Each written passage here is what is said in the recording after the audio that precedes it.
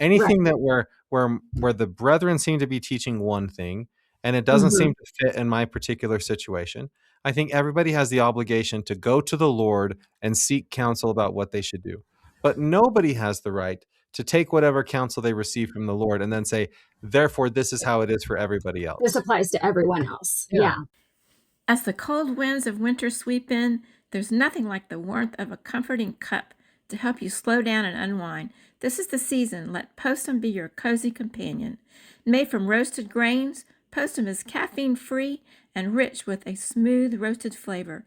It's the perfect drink for those quiet, chilly mornings.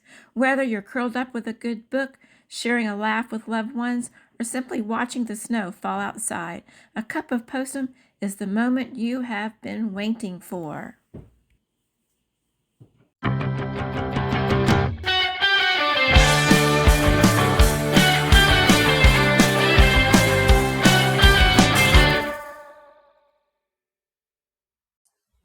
Hi, everybody, and welcome to This Week in Mormons. I am your host. Matt, no, try again. That is not the name of our podcast.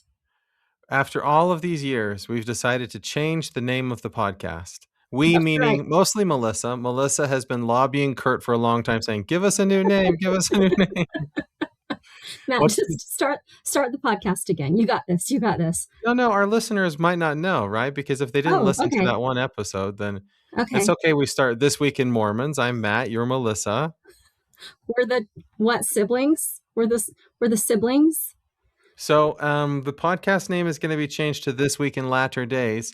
As far as I can tell, the YouTube channel isn't quite updated yet, or the website. For those of you who still use web pages, you might not find This Week in Latter Days. So But if you are subscribed to This Week in Mormons on YouTube, it's automatically transferring you over to the This Week in Latter Day subscription. You don't have to do anything. Yeah, the podcast. If all you do is listen to the podcast, nothing's changing. So we're not the twin siblings. We're the twilled No, siblings. we're not. I'm uncomfortable with that. The twin sisters want to go by the T Wild sisters. Also uncomfortable with that. Mm. I think we should just call ourselves The Latter Day Siblings. The Latter Day This Week in Siblings. Latter Days. That's kind of an interesting thing, right? This Week in Latter Days. Mm-hmm. Like, yeah, I don't know. That's okay. Okay, so we're Matt and Melissa. Welcome. We're so glad you're here with us. Hey, Matt, I don't know if people are watching on YouTube, but you are remarkably casual today. I don't know that I've ever seen you in a jersey. What's this you got wearing? I am a huge fan of Inter Miami, the Major League Soccer team. Really? Have you ever heard of them before? That's a great Messi. Yeah. That's a great jersey. I decided about 3 weeks ago, maybe 4 weeks ago, that I wanted to be a big fan. Okay. Right after they won the championship. And I was in Miami and I saw one of their official team stores at the airport and I saw this jersey there and I was like, honey, I want to get this for Christmas. I called her on the phone right before our flight boarded. And she was like, okay, how much is it? And I was like, oh my heavens, $180. And she's like, that's a lot for a jersey. And yeah, so you don't even pay that much for, I don't know, a month of groceries. Like you're pretty much a penny pincher. That's a lot. Yeah. Well, and so I looked online after I got home and it was still around $180, but I went to Ensenada, Mexico, and it was only $25 in Ensenada. So are you so for real? Yeah. That's amazing. I'm a fan of, I don't call it soccer. I call it football. Did you know I'm also a fan? Of Inter Miami? No, Inter Milan. Oh, yeah. Yeah, I'm a fan of Inter Milan. My son's a big football watcher, and he's got me into Inter Milan. And I got him an Inter Milan jersey for Christmas. So apparently it's all the rage. Yeah. Well, if we're talking like real football and not the American League, I like Paris Saint-Germain. You have no idea what you're talking about. No, I really do. Mbappe used to play for them. I was a huge fan of theirs. Okay, and then good. Mbappe left, yeah. Okay. I also like Munich's team. Bayern München. Okay, Matt. I think what we've learned is you've been on a travel around the world for the last month, really, right? I literally got home 3 hours ago. I know. You texted me yesterday and said your flight from Denver was delayed. And I was like, wait, what? Where are you now? Denver. Yeah. So our flight from San Diego to Denver, apparently San Diego only has one runway. And so in the morning, something happened on the runway that delayed flights for the day. So we knew our flight was going to be about 2 hours delayed, which was going to make our connection tight. Then we finally get on the flight and there was like an accident or something on the runway. And so all the Oh, emergency vehicles go out and we all just sat there and waited for the emergency. It was just an emergency landing of some kind. Nobody was hurt or anything, but we all had to wait for them to clean it up. So our flight was way delayed. And then this morning, as we're flying into Idaho Falls from Denver, the pilot's like, turns out there's a lot of fog in Idaho Falls right now, and we're not legally allowed to land with this much fog. So we're just going to circle around for a while and hope that it clears up. And then he says, we think we've got a shot at it. So we're going to go in and try to land. love this And confidence. if I can't see the runway, we're going to go land in Pocatello and refuel because we're out of fuel and we can't Good. just circle all day. So he goes in for the landing. And I'm serious, Melissa, we're maybe 30 feet in the air and you can feel the plane take off and go back up in the air again. Yeah. He's like, Holy sorry, we moly. couldn't make it. He's like, but air traffic control, they think we should try again. So we're going to swing around one more time. And if we can't, then we'll go to Pocatello. And he was able to stick the landing. We all cheered at the end when we finally landed. Yeah. And the flight attendant's like, you should wait until the pilot's doors are open so he can hear you clap. But by then, right, like everybody's You're getting off. over it. You're like, you're just doing your job, guy. Yeah. I like his communication with the cabin. I think that's excellent. Just kind of giving you like here's my confidence level. And, I'm feeling pretty good. Also, we're almost out of gas. Yeah, this is a great story. Now, does it turn out in the end you could have driven home from San Diego a lot faster than flying? Yes, for sure. Yeah. I hate that. I thought about it many times, but at the same time, it's really nice to just fly and not worry about it, right? Sure. And we were able to get a hotel close to the airport in Denver and get a nice night's sleep. And it could have been much worse. I've been in worse. Although we're going to try and land and we hope we make it. That might be the worst in-air experience I've ever had. We're not quite sure how to get down. I heard on one of your 2 cruises you went on this month that you had to cancel a destination because of weather. 2 destinations, yeah. Oh, really? Bimini, Bahamas. They really don't have like what you would call like a port. They have basically like a deck that goes out into the ocean.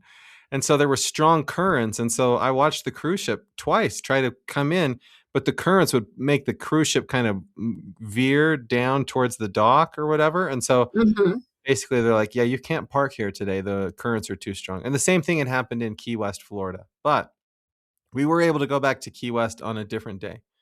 Okay. I think when that happens, they should like inflate some like slides and you should be able to jump off and play off the side of the cruise ship. If you can't go to the beach, like I feel like you should still get to have something fun to do. Me and my husband have often thought like, man, what we wouldn't pay to just like get on some jet skis and jump the wake of the cruise ship as it's driving, like something like that. Yeah. Do you know when we got close to Cabo on the second cruise, there was a pod of dolphins that came upon the cruise ship and they did exactly that. We watched them in the wake of the cruise ship. They were doing flips. They were jumping up and down, doing all kinds of tricks, just having tons of fun in the wake of the cruise ship. Yeah. Yeah. Fun. Good times. Well, good. Well, welcome back. And way to represent your new team. It's really good to see you. Yeah. Thanks, Melissa. Okay, we're going to open the mailbag. I promise if you comment on YouTube or write in, I'm going to read your message, even if it doesn't make a lot of sense to me. So even if you can't make sense of it. Okay.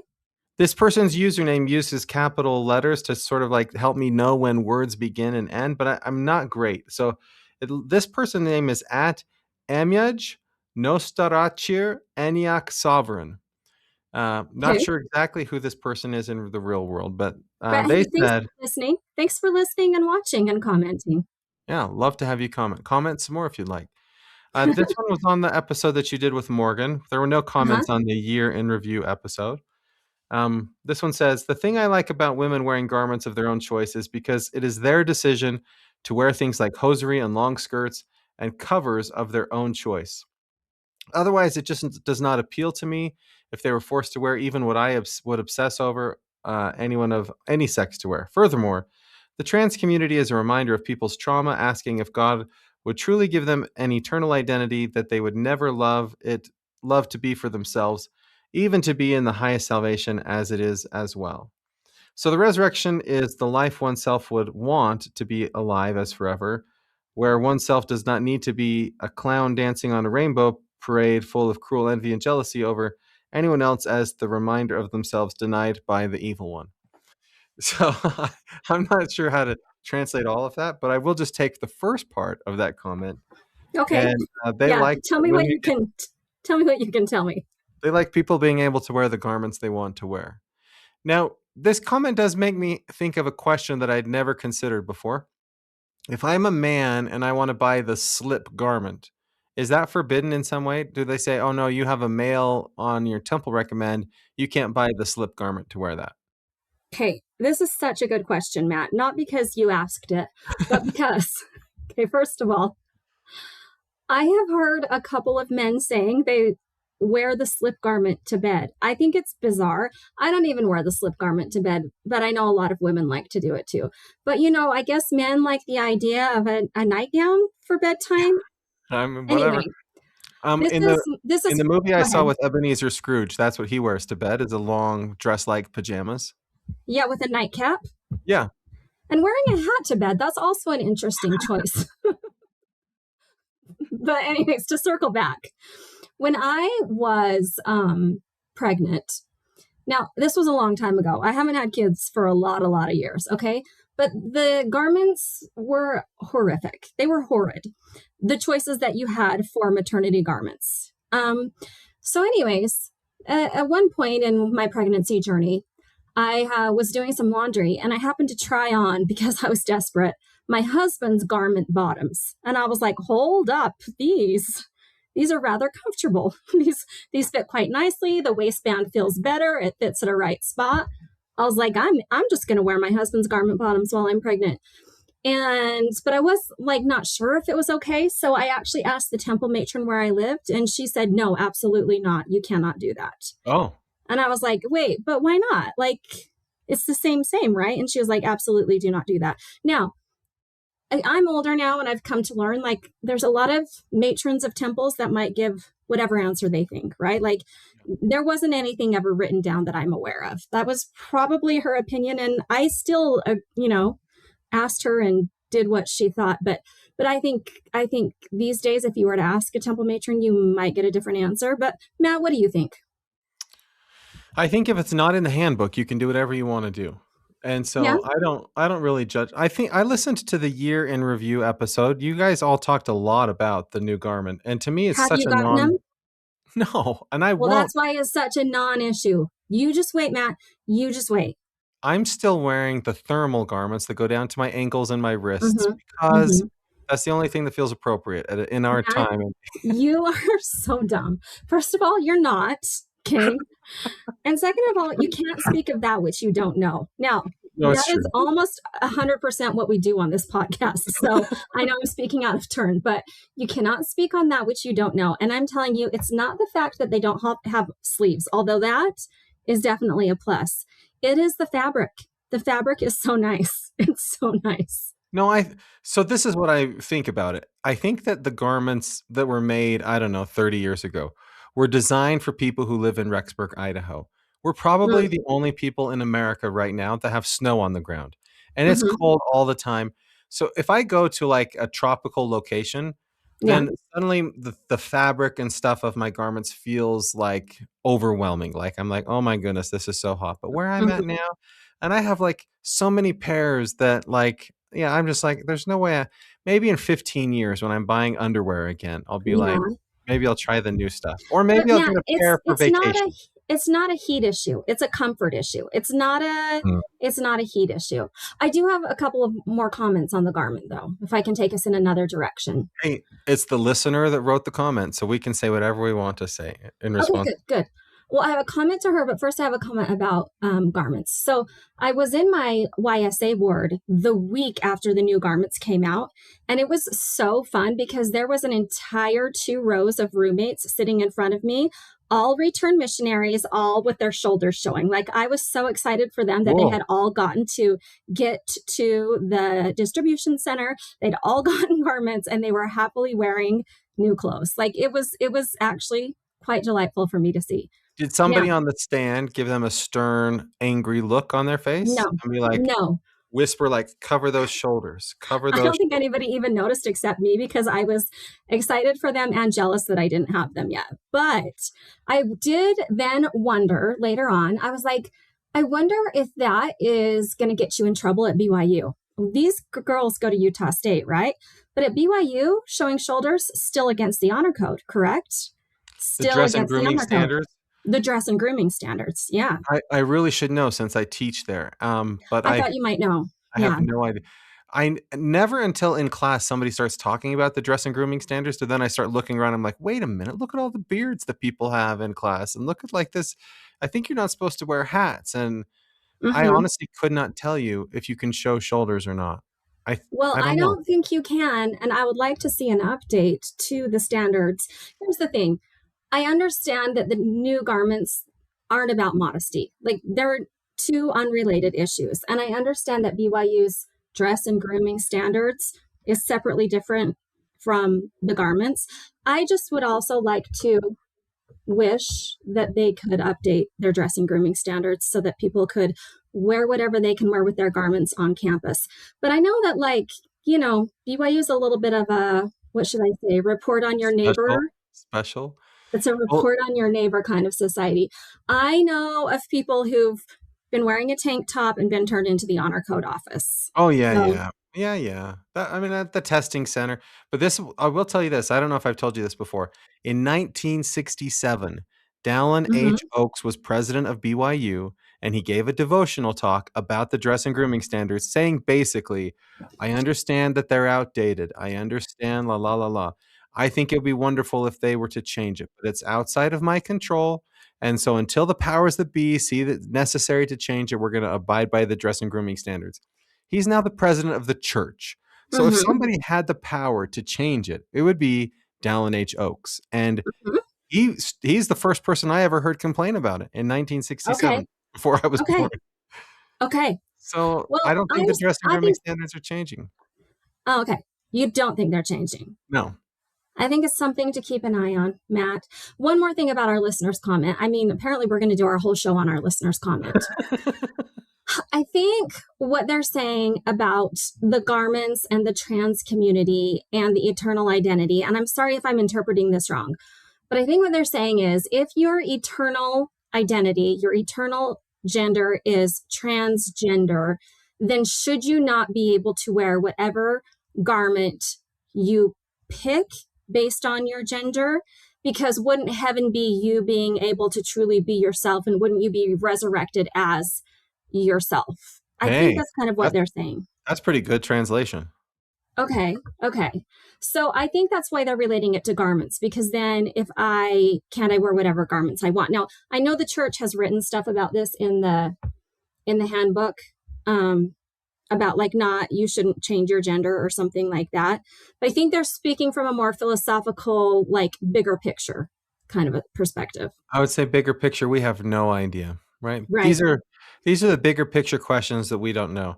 And I think that Mm-hmm. everybody has not just the right, but the obligation to seek Heavenly Father's counsel about their own personal situation, about if they struggle with gender identity or any other thing, any other Mm-hmm. vice, let's say, not saying that gender identity is a vice, but Right. anything that where the brethren seem to be teaching one thing and it doesn't Mm-hmm. seem to fit in my particular situation. I think everybody has the obligation to go to the Lord and seek counsel about what they should do. But nobody has the right to take whatever counsel they receive from the Lord and then say, therefore, this is how it is for everybody This else. applies to everyone else. Yeah. Yeah. And so these are just Absolutely. unknowable questions, right? They're just Yeah. unknowable. And if this person I finds agree. comfort in the idea that you get resurrected as whatever gender you feel comfortable with, or you get resurrected as non binary, great. I'm so Yeah. glad you find comfort in that. But that doesn't Yeah. mean everybody will find comfort in that. Agreed. Okay, Okay. well, thanks for writing in. Yeah. Yeah, we love hearing from our listeners.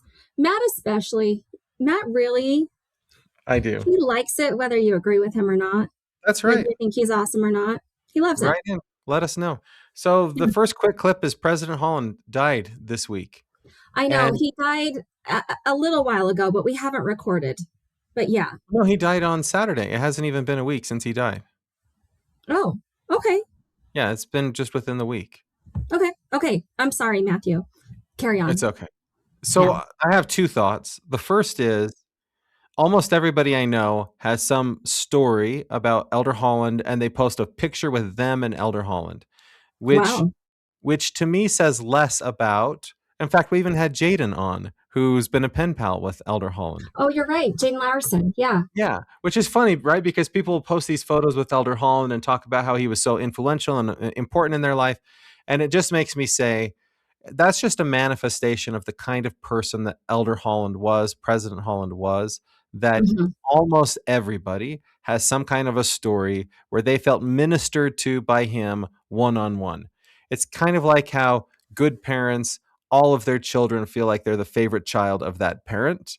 I think that all these things where I'm seeing people like, here's a photo of me with Elder Holland. I think that that's just another kind of a testimony of the kind of man that he was. And I really, really admired and loved and respected Elder Holland. And I'm sad that he's no longer with us. At the same time, I'm really happy that he's not in pain anymore. He was having medical treatments, I think, daily towards the end of his life. He missed his wife tremendously. And he Right. gave over 40 years as an apostle of Jesus Christ, or at least as a general, something like that, right? Like so much of his life. So I say, rest in peace. Wow, Matt. Thank you. That was great. Also, the most powerful testimony of Jesus Christ I've ever heard was from Elder Holland, and not just one Mm. time, multiple times. And his most recent general conference talk, I can't even read it without being brought to tears. Just the strength of his testimony of Jesus Christ, and so Yeah. I'm happy for him, and I definitely miss him like so many other people. I think he spoke to things, again, in such a personal way, but that other people hadn't spoken again. For example, mental health issues he brought up long before anybody else had and spoke to them with just a beautiful perspective. I agree. I think he will be greatly missed. And I've enjoyed reading some of his past talks in the past few weeks. It's been nice. Now, did you know who has been called to replace Elder Holland? Breaking Well, President Uchtdorf. No. As an apostle, not as a president of the quorum. Wait, somebody's been called already? Yeah. I just broke a few minutes ago. Stop. Yeah, he's from Kansas. His name is Andy Reid. Have you ever heard of him? Oh, yeah. Coach That's Andy gonna make Reid. my son really sad because he was hoping Andy Reid would keep coaching football. Yeah, But but no. He's going to retire along with Travis Kelce. And yeah, no, you guys, listeners, I'm obviously kidding.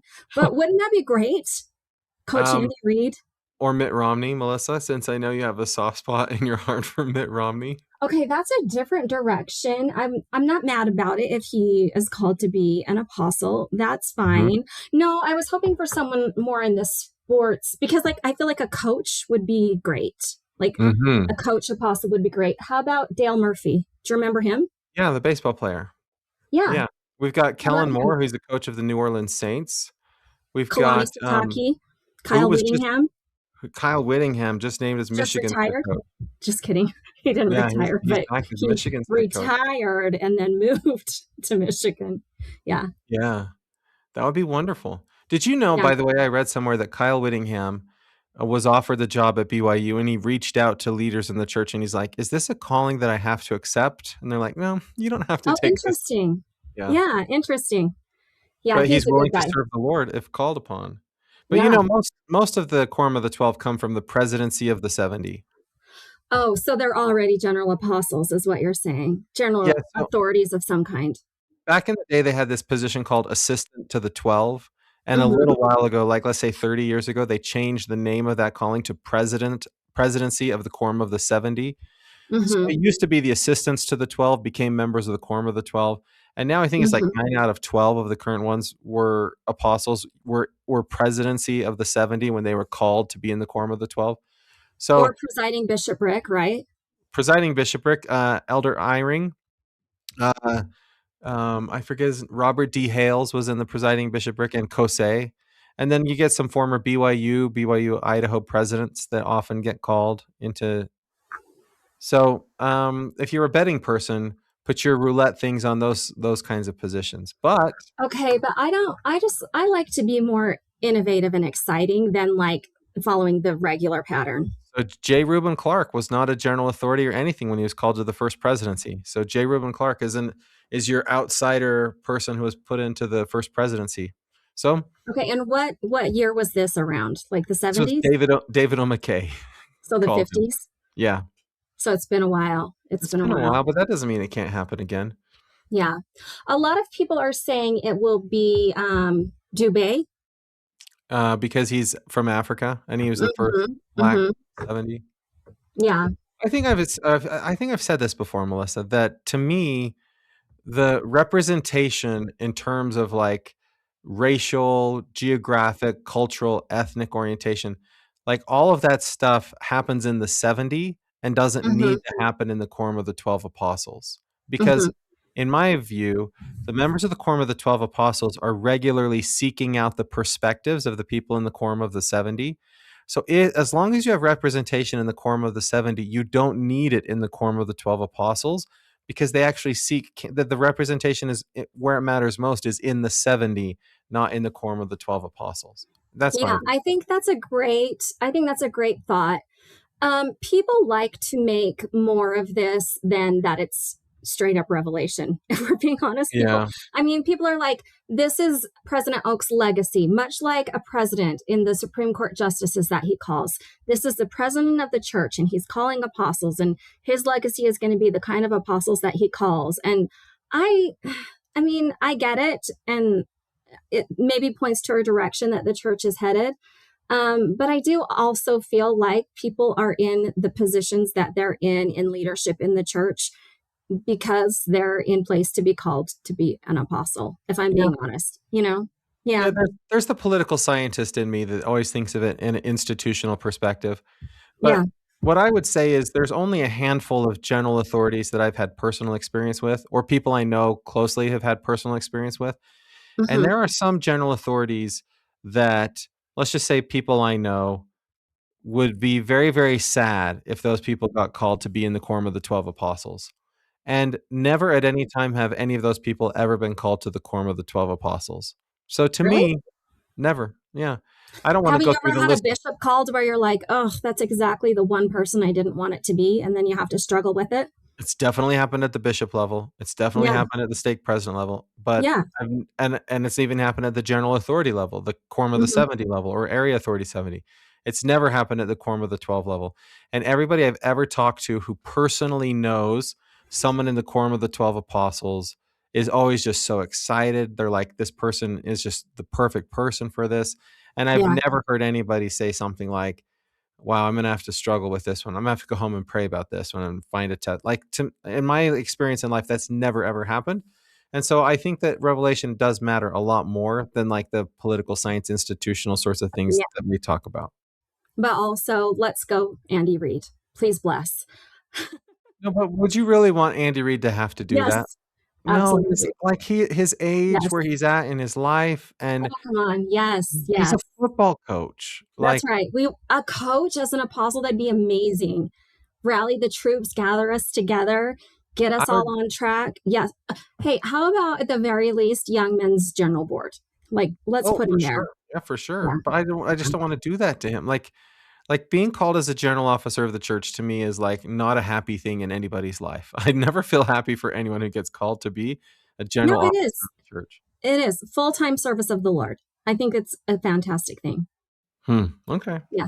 Okay. Well, Also, just real quick, there was an update to the church handbook that came up with the last batch of updates, and it's subtle, but it does explain that really, when it comes to a prophet dies, there's not any speculation about who the next prophet is going to be. It absolutely clarifies it. So it's in the new handbook 5111 if you want to look it up. But it basically says when the first presidency is reorganized, the senior apostle becomes the new president of the church and calls his counselors. So it's speaking to the first presidency specifically, but it is directly saying this is who the new prophet will be. It says president, but we know that the president is the prophet. So who's the senior apostle right now, Melissa? It's Henry B. Eyring. Okay. Henry B. Eyring. And after him, I knew that, Matt. No, it's Eyring, and then is it Uchtdorf? Yeah, then Uchtdorf. Yeah. So they don't need to reorganize the first presidency, but Uchtdorf does become the acting president of the Quorum of the 12 Apostles. Of the three people, Dallin H. Oakes, Henry B. Eyring, Dieter F. Uchtdorf, which is the one that doesn't use a wheelchair to get around? Right, Uchtdorf. I know. Yeah. Look, my predictions a couple years ago were premature, but now I feel like they're all coming true. Well, we had a prediction on our year-end episode of TWIM that by the end of the year, the new president of the church would be Uchtdorf. So yeah, I said that 2 years ago. Yeah, I was a little premature, but I'm anticipating that happening soon. Okay.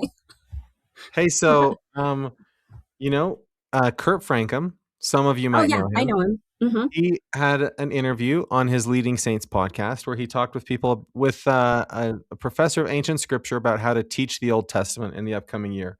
And so we just wanted to give a shout out to Kurt and his guest. And if you're interested in that sort of thing, you should check that out. I will say this, my favorite YouTube channel for helping, because everybody has their favorite Come Follow Me podcast. Yeah. It's called Lego Day Saints. They might have changed the name of it, but I teach primary. Okay.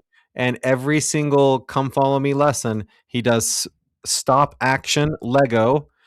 He has 1,000 views on each video, but it's stop action Lego figures telling the story of the Come Follow Me thing for the week. So if you're looking for something to do, I love Lego Day Saints. Hey, you haven't been around for a couple weeks, but do you have any thoughts on the updated options for uses of Bible translations in church? So a funny story. Do you remember we had Brent Schmidt on as an interview on the podcast a while back? Yeah. Okay. Yeah. In my ward, they were talking about the Old Testament and all the various translations, and people were like, should I use this concordance or that? So then they say, Brent, what translation of the Bible should we use? And he's like, I think everybody should just learn ancient Hebrew and translate it themselves. I love that. That's the way I feel when somebody says to me, use the King James Version, right? Yeah.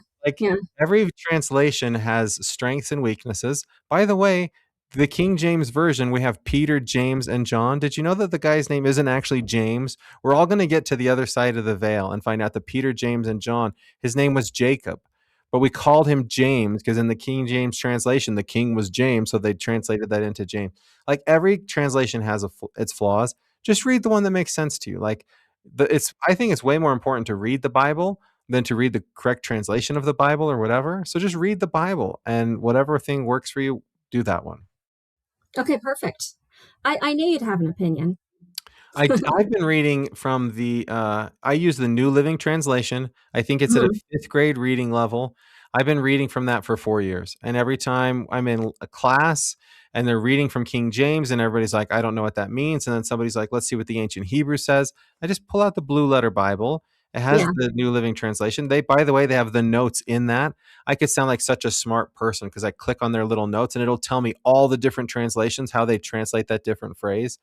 If I cared, but I don't care. I just want to understand the story. And so I use New Living Translation. I think that the church needs to add all of the translations to their Gospel Library app if we actually are going to be using them. I use the Blue Letter Bible too. Yeah. But I'm just saying, until the church adds multiple translations to their app, saints aren't going to make adjustments into what they read in class. I do, by the way. Whenever they say would somebody like to read, I just read out of the New Living Translation. I do too, but it's rare. And when I do it, people are like, wow, that makes a lot more sense than what I'm reading. I'm like, ding, ding, ding. Yeah. That's why I read it that way. Yeah. Okay.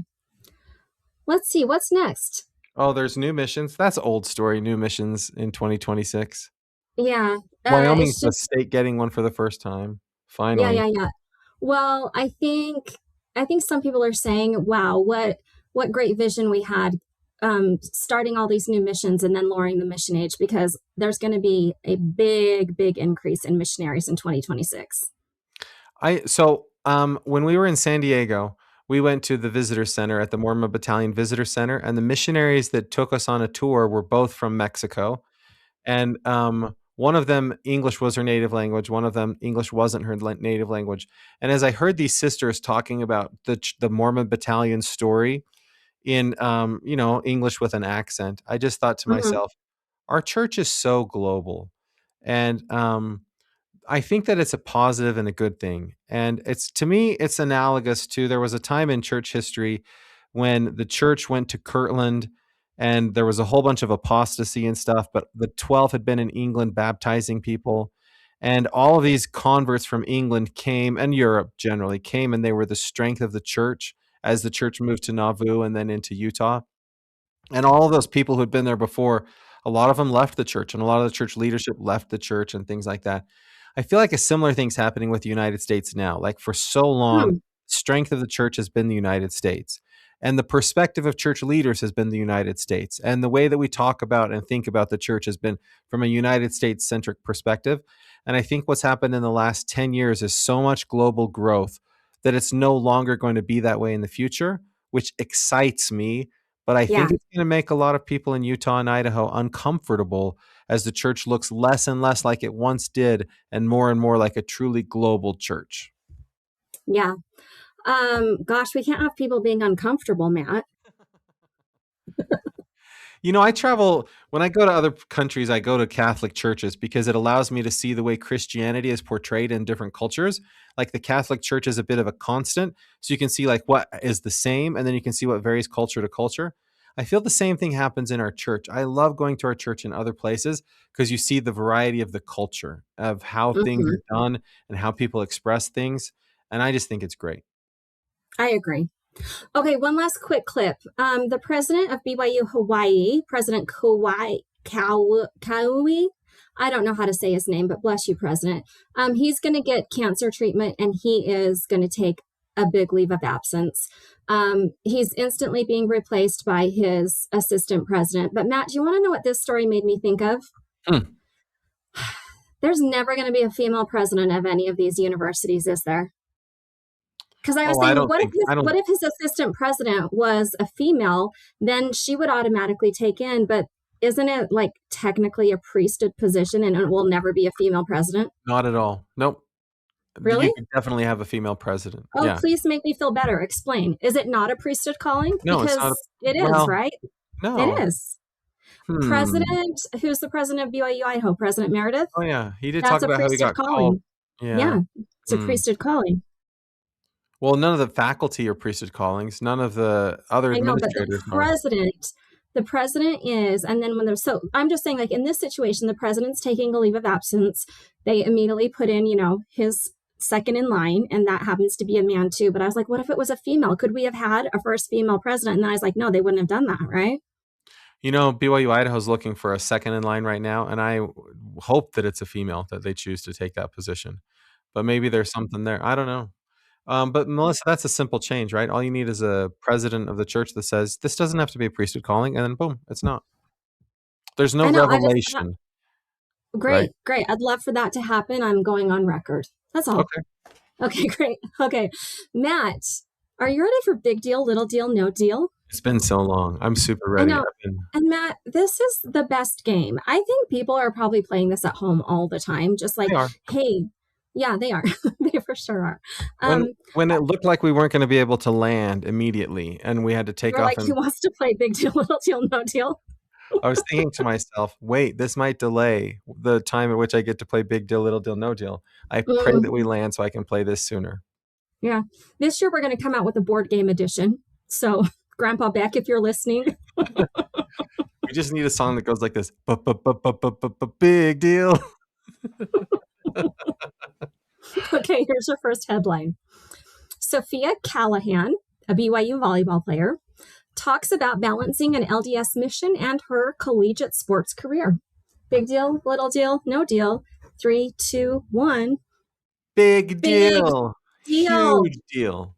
Yeah, I'm so glad you agree. Do you know Sophia Callahan at all? Not at all. But why is it a big deal? Because I'm so tired of sports athletes saying, I'm just going to do a 1-year mission, la, la, la, la, la. I love the way that she's talking about a mission. Yes, and I love that this is an issue that affects females too. Look, if you want to serve a mission and you're a female and you're an athlete, you are under as much of a decision to make as the men. And listen, I could not be more impressed with this, Sophia, after reading this article.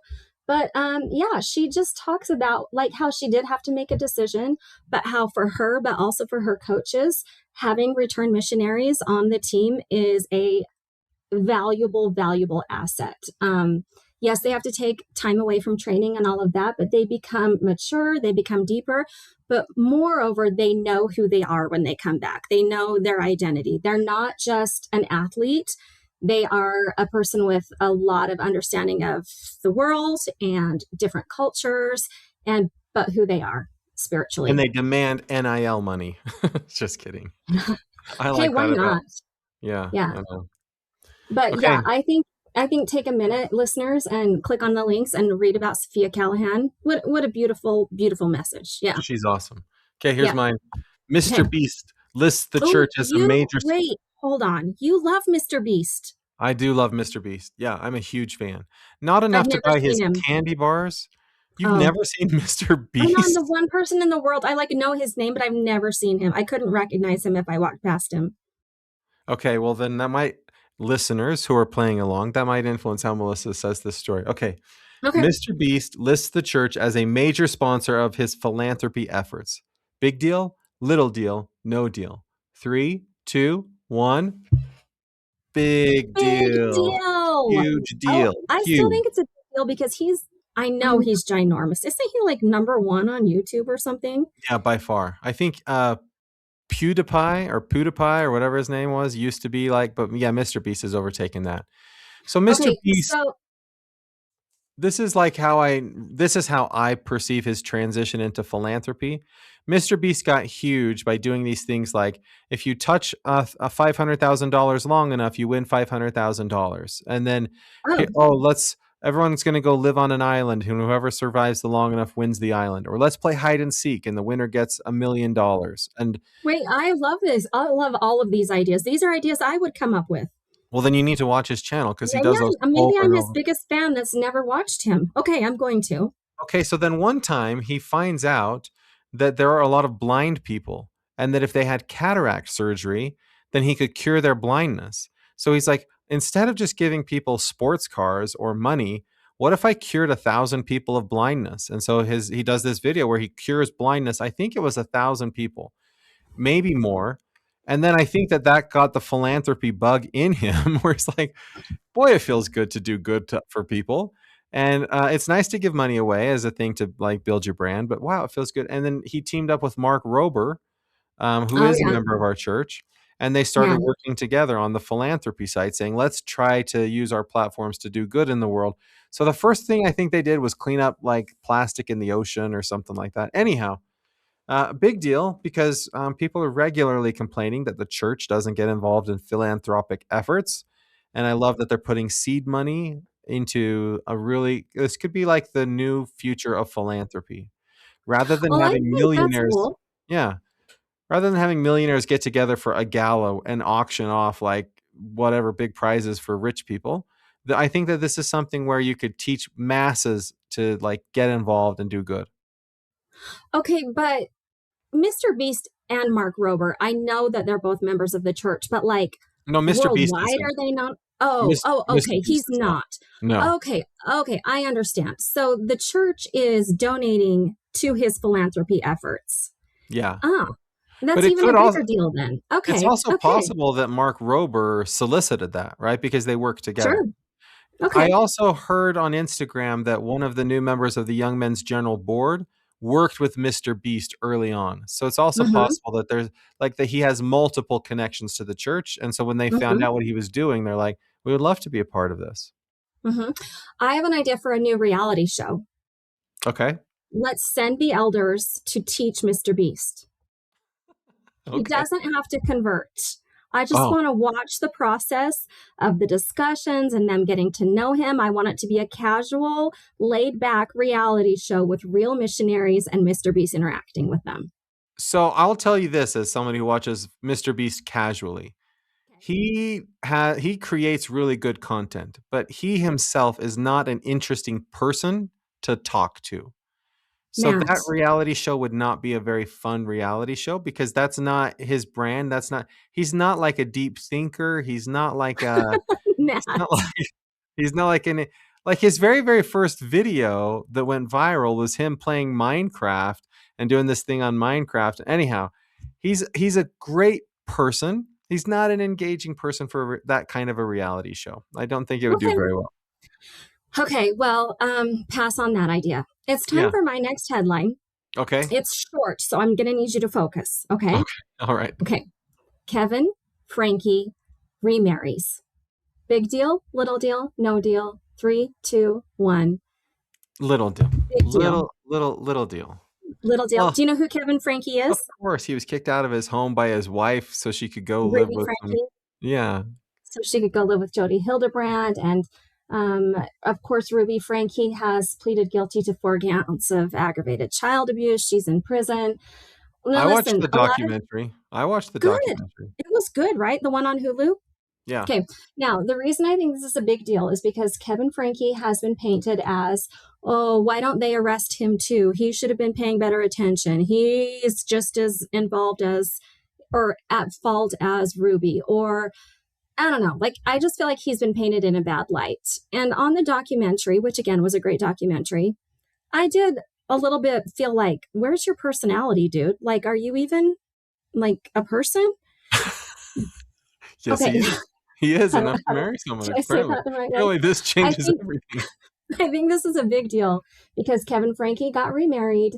And to who? To who? He could have married somebody with no personality. He could have married somebody who was abusive. Listen, what happened as a result of that is that we found out a lot more about who Kevin Frankie is and how his children feel about him and the things that happened. And basically his 2 oldest children, Sherry and Chad, who are both, Sherry wrote a book, which was, by the way, voted #1 memoir of the year by Goodreads readers. That's right. Wow. Chad Frankie, he has a podcast. He's got a lot of followers. Whatever. What I'm saying is his 2 oldest kids were like, hey, just so you know, we are so happy for them, for both of them. But Kevin, he deserves this. He is a good person. And they've actually come out and said a lot of things about what was really happening as they were growing up and how Kevin was actually a really good dad and in no way responsible for all of the things that happened and indeed a victim of Ruby's. So I hope Kevin and his new wife start a YouTube channel that they can talk about. It can be like a Brady Bunch kind of a thing. Here's the story of an abusive family. I don't think they will, but I would just like to say, if you care, there's plenty of other podcasts you can listen to find out more about it. But just thought we should report on it. It'd be really fun. Like, yeah, okay. I love it. That was still a very little deal. I'm actually leaning more towards no deal now, but that's good. Okay. I'm glad it helped. How's this? My next door neighbor remarries. You're just saying he's some dude. Now that would be a big deal because I know your next door neighbor. All right, here's my story.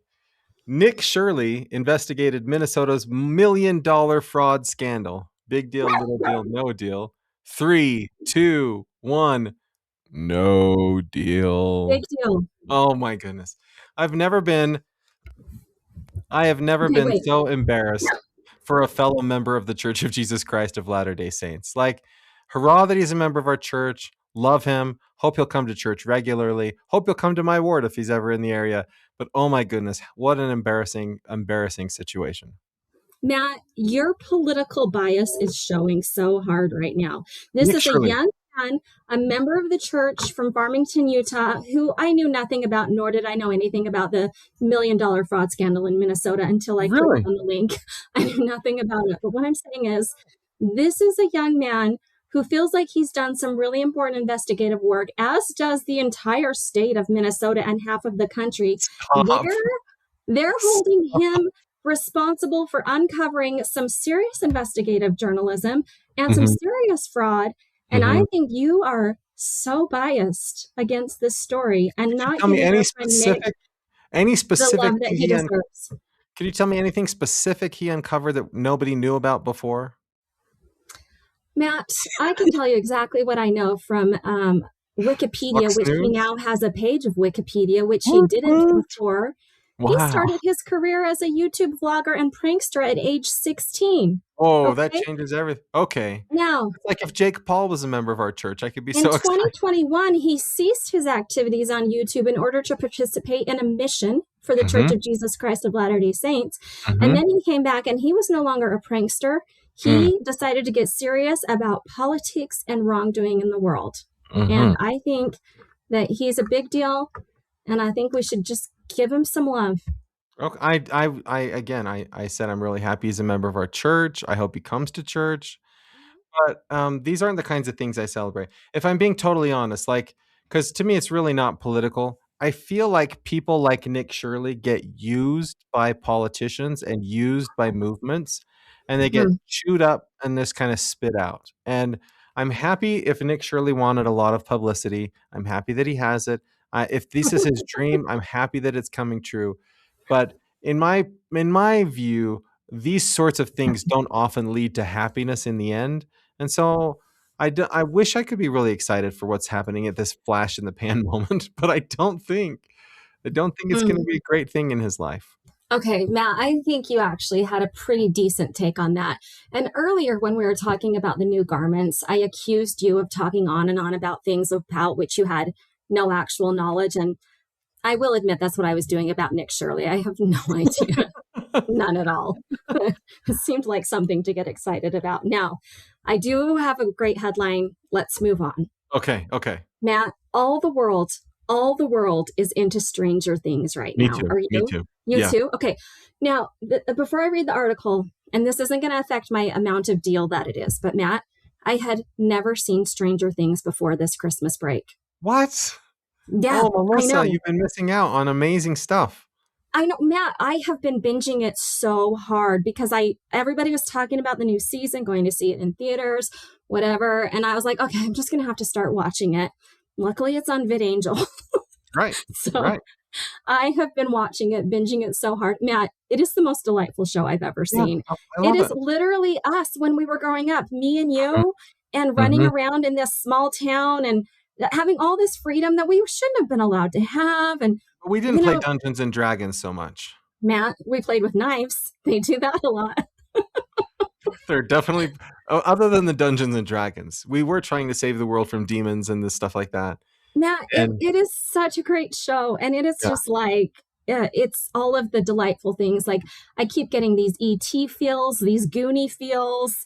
It's welcome so fun. Welcome to the United States in the pandemic, Melissa. This is what we were all doing in the pandemic. I had no idea.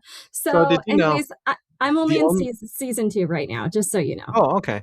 Well, so the only time I ever get VidAngel is when Netflix drops a new season of Stranger Things. So I get VidAngel so that I can get Netflix for a month or two to watch Stranger Things. And then I also have a list of all the other Netflix things I want to watch during that 2-month period of time. So I do right now. That's exactly what I'm doing right now. Thank goodness I'm on break. Yeah, I have VidAngel and Netflix, but not all of season 5 has dropped yet, I think. And so I'm waiting to watch it until all of those episodes drop. But I'm very excited. In the meantime, we're watching, there's a new Knives Out movie that my daughter really wants to watch. It's so good. Also, related to this podcast, it does have an interesting take on religion. That's what she said. I haven't heard anybody else talk about, but I found it fascinating and really, really good. Kind of in the way I liked Heretic for the same reason. Okay, so back to the headline. Thank you. Thank you for bringing us back around. Matthew, this headline is The Surprising Mormon Complexity in the Show Stranger Things. Big deal, little deal, no deal. 3, 2, 1. No deal. Little deal. No deal today. 3 years ago, big deal.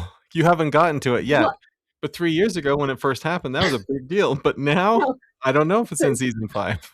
Listen, I think it is in season 5 because I haven't obviously gotten there yet, but this article did just come out because of season 5, and it does talk about this character that I haven't gotten to yet that apparently shows up in season 3. She's amazing. I think her name's Lucy, right? Susie. Yeah, Susie. Oh, Melissa, you're gonna adore her. She's a great depiction of Mormonhood. Perfect. Of all of the LDS adjacent characters in like TV, movie, everything, she's by far the best. And the Duffy brothers are not LDS. They're not members of our church, and they nail it with her. They do such a great job with her. It's so good. I can't wait to get to it. I don't want to spoil anything for those of you who haven't seen season 5 or 3 or 4, but please enjoy the show. Okay, I'm going to skip the next one you gave me about Christian music, unless you want me to talk another about one. No. I've got another one, okay?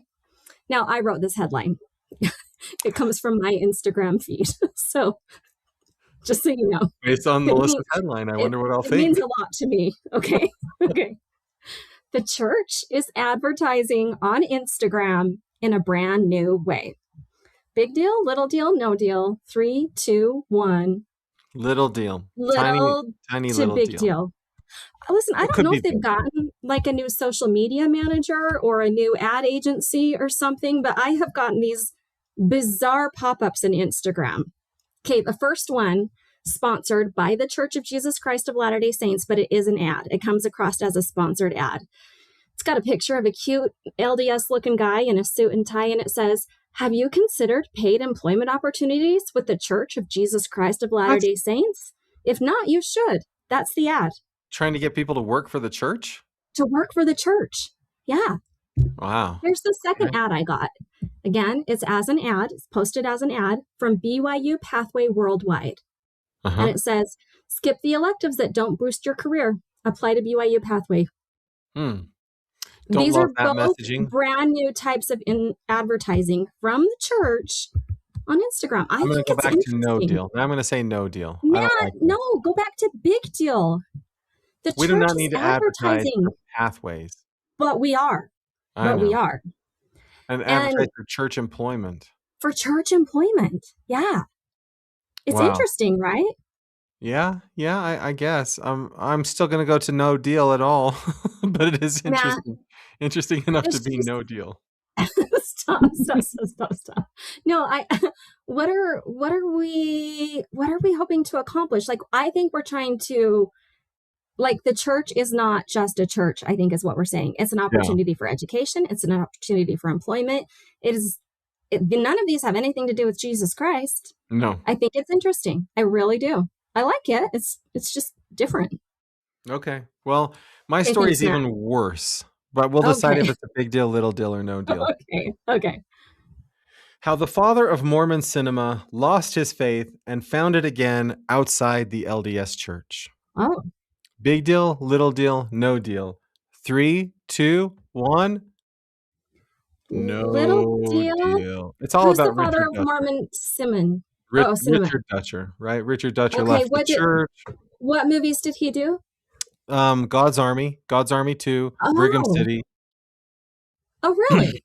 Yeah. I like all of those movies. Yeah. Okay. But he had a very kind of open and famous and public leaving the church moment. And there's East Idaho News. He joined somebody on a podcast on East Idaho News to talk about how he's finding faith outside of the church. Interesting. Mostly I put the story up here because it gives me an opportunity to say, let's stop interviewing Richard Dutcher. Like, seriously, who cares? He made some movies. Do the Mr. Beast Gets Religion documentary with the LDS missionaries. Richard Dutcher's not a terrible filmmaker, right? He's a great filmmaker. I love some of the shows. You know, I loved Brigham City. I thought that was such a good movie. Yeah. And he started a whole genre of filmmaking that didn't exist before. So then who cares what he thinks about the church right now? Who cares? Like, it's so uninteresting. Okay. Right? Watch his movies if you like him. Don't watch him if you don't. He's not making any more of them. Maybe he'll do something evangelical faith promoting, or maybe Reiki faith promoting. What if people lose their testimony because it was based on him? Okay. Well, he's not helping them get it back again. He's going to tell them all about his faith in some other thing that he's discovered. Yeah. Yeah. So No, that was kind of a joke. You shouldn't have your testimony based on somebody else. But yeah. but I do think a lot of people found faith by watching God's Army. I think it was a great film. I'm just saying Yeah. it's over and done. Like maybe that's speaking of This Week in Mormon History, I should do that, right? Or do I have to Okay. change this to This Week in Church History? Yeah, you have to change it because we're not This Week in Mormons. So This Week in Mormon History doesn't work. You have to say This Week in Church History. But did you know, Melissa, there's nobody else out there doing a segment called This Week in Mormon History? And so if you Google This Week in Mormon History, it points to our podcast. So we really Okay. should change the name of these segments that. Well, I think the history is based on Mormonism, and I don't think there's a problem with using that word, but I just thought that the segment was based on the name of our podcast, which has changed. But Matt, it's your segment, and I usually find it terribly uninteresting until you do it. And then when you do it, I'm like, man, this is the best part of our whole podcast. So call it whatever you want. 50 years ago, January 1st, 1976. The LDS Church has a float in California's Rose Parade, the first time in 50 years that invitation is extended to any church by parade organizers. Really? That's right. Our faithful saints in Pasadena. The Rose Parade has to have all organic things on it. So, like if the Rose Parade, they used to be like rose petals or whatever, but you can't just put plastic on your parade, on your float. It has to be all organic material. Okay. And they invited our church 50 years ago, the first church ever, to have a float in the Tournament of Roses. That's really cool. Now, does our church still put a float in the parade? Do you know? I don't know. I haven't seen one recently. I mean, my wife is from Southern California, so New Year's Day with her was always spent watching the entire Rose Parade. But the further you get from California, the harder it is to see the entire parade. I guess on YouTube, maybe we could watch the whole thing, but I don't really like parades as much as my wife does. So I watch a good 30 minutes to an hour of it, but I never see the whole thing. Okay. In my town's little parade that we do every year in September, every single ward in the stake has a float. Oh, that's kind of fun. And also no, the it's days not fun if you're a leader of the church and you have to create a float every year. And people are really, really, uptight about that. Our ward has the best float of all the wards. That's true. When I lived in Midvale, coming up with floats for the whatever parade was a big burden on our ward. I'm like, we can't even get people to do their ministering, right? We can't get people to help move. Like, there are so many church assignments we get that we go unfilled, and now I've got to worry about a float. Anybody out there want to? Yeah. Okay. Okay, what's next? January 1st, 1991, 35 years ago. You're going to love this one. Church headquarters standardized monthly support for full-time missionaries throughout the world at $350 US or 400 Canadian dollars, which equalized financial burden for US and Canadian families to support missionaries throughout the world. So before that, if you got called to serve in England, you had to pay more each month. And if you got called to serve in Mexico, you paid less. So 35 years ago, the church says every missionary is going to pay the same amount. And that amount was $350. And here we are 35 years later. And now guess how much a mission is? I have no idea. $400. Wow. So I brought this up, Melissa, because you regularly say missions should be free. And I just wanted to point out, they standardized the cost 35 years ago, and it basically hasn't gone up in the last 35 years. Right before you served your mission, right? Yeah. I remember this. I remember that people would say, I really hope I get called to Mexico because I haven't saved up very much for my mission. And then, like when I was a young man, they were like, hey, it's all the same now. It doesn't matter where you get called. Okay, that's cool. Is it the same no matter what country you come from? Yeah. Okay. Yeah. Okay, 10 years ago this week, January 2nd, 2016, activists occupy an Oregon wildlife refuge amidst wide media coverage. Ammon Bundy, the leader, and other Mormons involved have religious motives, but this is rejected by the LDS Church. Commentators suggest a political rift among Mormons. Okay, I don't know what this means, but I remember Ammon Bundy's name. Yeah. Do you remember when he took over a wildlife refuge in Oregon with his guns? No. Yeah. Sorry. That was 10 years ago. 10 years ago. Well, I know that currently he's living off the grid somewhere near Cedar City, hiding from police or something like that. Yeah, that's right. There's a warrant out for, anyhow. But it's just funny because I remember at the time there were a lot of members of our church that were like, this is the beginning of a militia movement. This is the beginning of us taking back our country. There was all kinds of stuff of like what this is going to lead to. And it ended up leading to a whole bunch of nothing, right? Ammon Bundy is a fugitive on the run, as are most people who take guns and overtake federal facilities. Hey, listeners, I don't know what your plans are for the upcoming new year, but if it involves getting guns and taking over a federal facility, I'm going to advise against that because most often that leads to being a fugitive on the run. Okay. And that is a really, really good way to like sort of make a resolution for this upcoming year. So thank you. What a wonderful place to leave this podcast at. Yeah. Hey, everybody. Thanks for listening to us. You should subscribe on YouTube. Don't know what the channel is right now. I found it on This Week in Mormons. Allegedly, there's going to be a new website coming soon. But for now, This Week in Latter Days, Matt, don't seem so baffled. It's all good and ready to go. We've got a new logo. We've got a new website. But if you go to the old places, you'll be redirected to the new one. But This Week in Latter Days, Matt, if you want to write 2026, get with it. If you want to write an email, send it to contact at thisweekinmormons.com.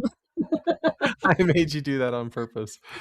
Either way, thanks for listening. Glad to have you with us. Stick with us through the whole new year and all of the changes that are coming your way. But most important, thank you for listening to the ever imitated, never duplicated, original Mormon news podcast, This Week in Latter Days.